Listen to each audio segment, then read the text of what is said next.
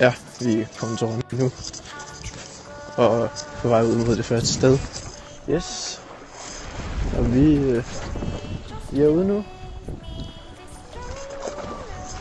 Det er første kast. Og der er meget vind herude. Og der er for meget vind til fluestang her.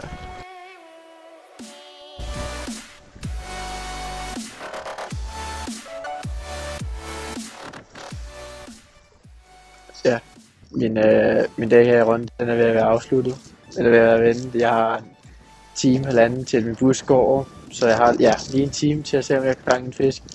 Jeg har ikke fanget noget endnu. Det irriterer mig ret meget, fordi det er ret godt vejr til det. Jeg har haft 2 hug. Det er det eneste.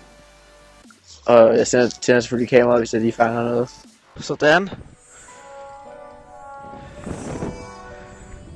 Fandt også på tide, at vi fik noget nu.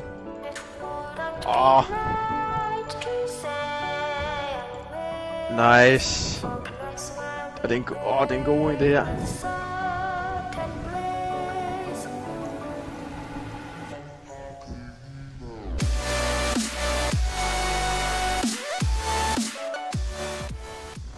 Årets første hornfisk. Vi lader ham gå igen.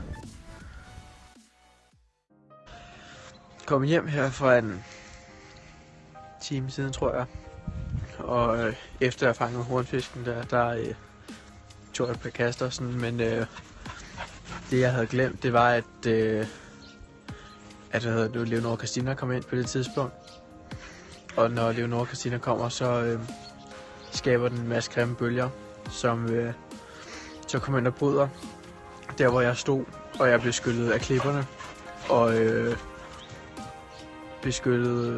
blev banket ind igennem klipper og andet lort. Men jeg kom ind.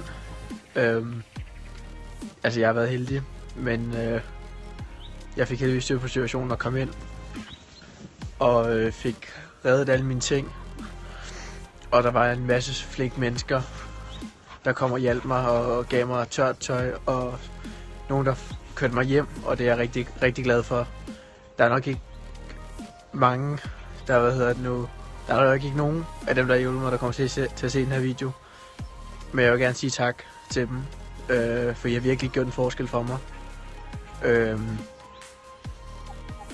Men det var ellers en fed tur. Det var godt at fange årets første hornfisk. Og nu er jeg kommet hjem til en dejlig hund og en høne, der er sluppet løs. Men jeg er stadig godt mod, og der kommer til at komme helt klart til at komme flere MBF Fishing videoer fra min side af.